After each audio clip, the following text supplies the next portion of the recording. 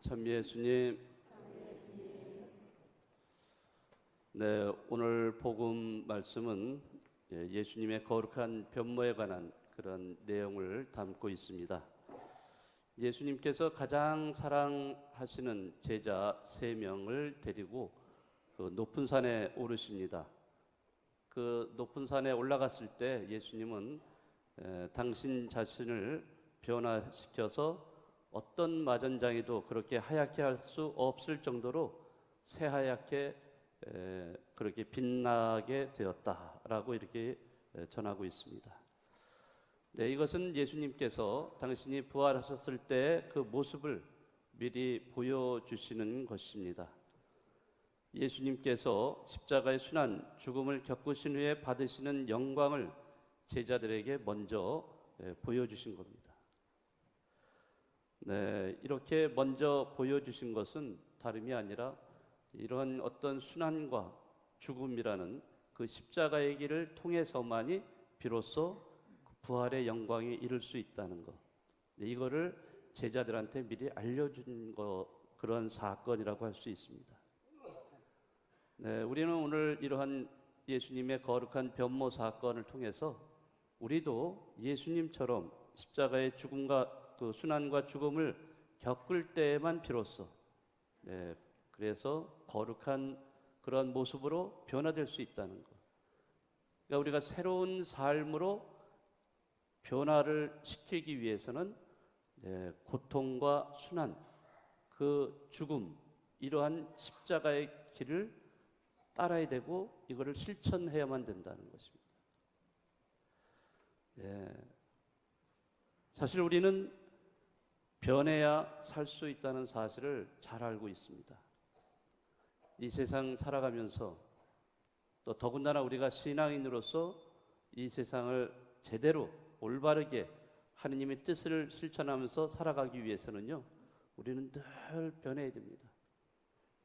뭐 변한다는 게 뭐 예를 들어서 카멜레온처럼 색깔을 막 바꾸어 가지고 자기가 살아남기 위해서 변화되는 그러한 것을 의미하는 건 절대 아니에요. 내가 새롭게 변화돼야만 우리는 정말로 영원한 삶을 추구할 수 있는 그런 천상의 삶을 살 수 있다는 거죠. 이 지상에서 우리가 이 지상에서 살면서도 이 천상의 삶을 우리가 구현해낼 수 있는 사람이 될 수 있는 거예요. 그래서 바오로 사도도 이 지상에 살면서도 천상의 것을 추구하십시오, 이렇게 말씀하신 적이 있습니다. 그러니까 새로운 모습으로 늘 우리는 살아야 된다는 것.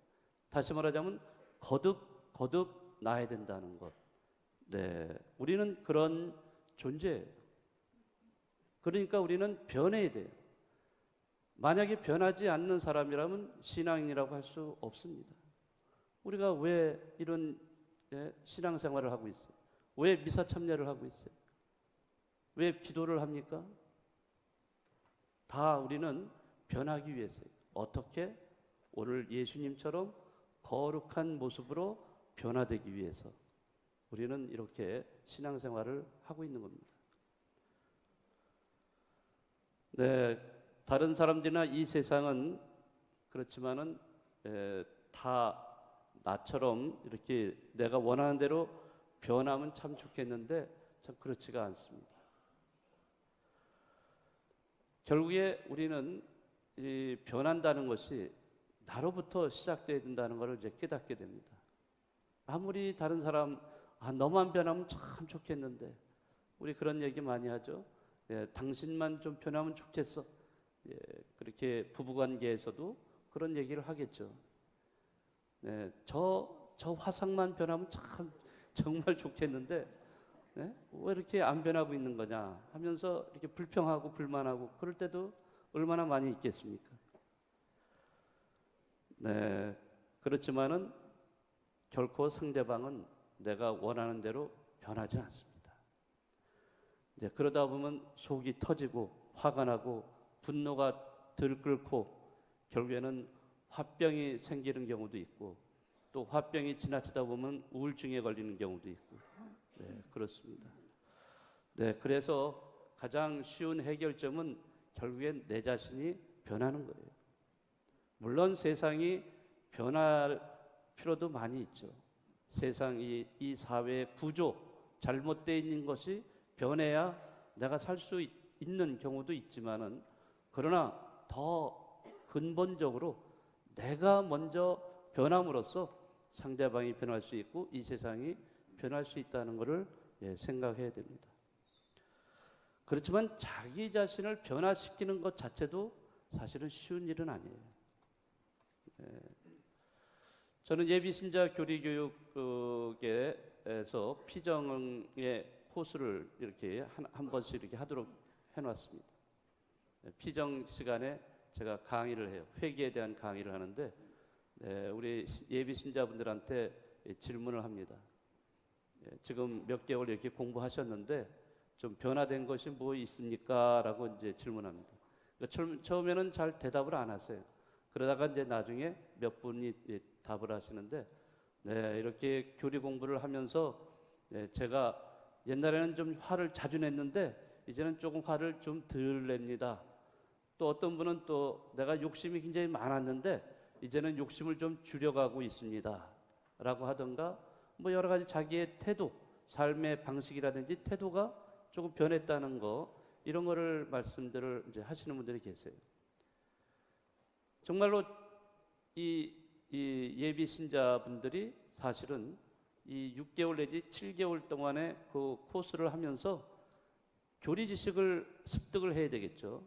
그러나 교리 지식의 습득보다도 더 중요한 목적은 바로 회개에 있습니다.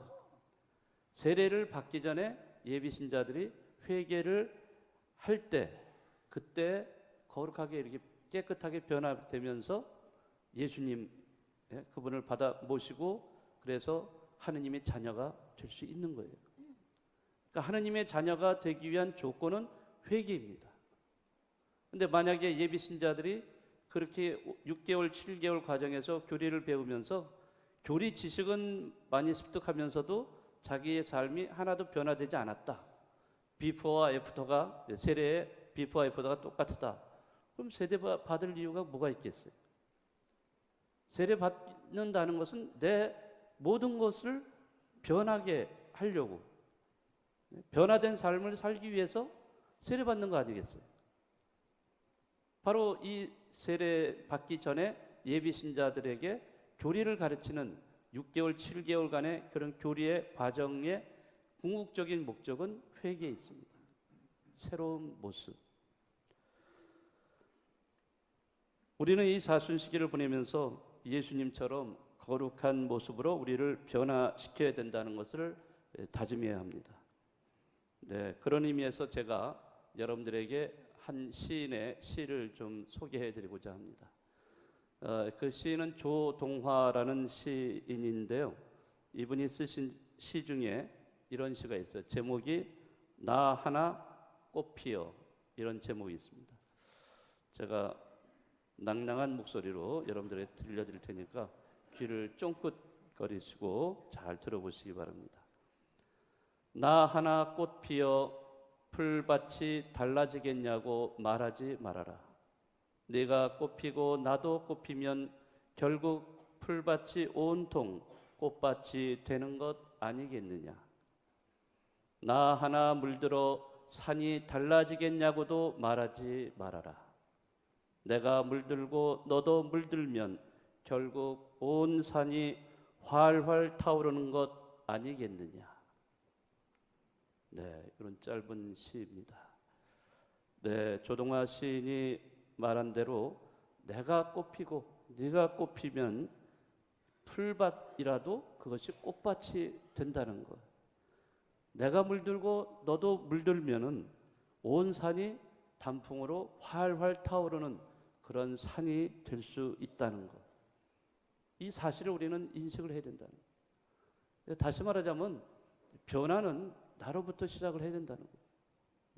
내가 먼저 거룩하게 변화될 때 이 세상은 정말로 다른 사람들도 살기 좋은 세상이 될 수 있다는 것입니다. 여러분들 미사 중에 성체를 받아 보시죠. 네, 성체를 받아 모시면서 나는 어떻게 됩니까?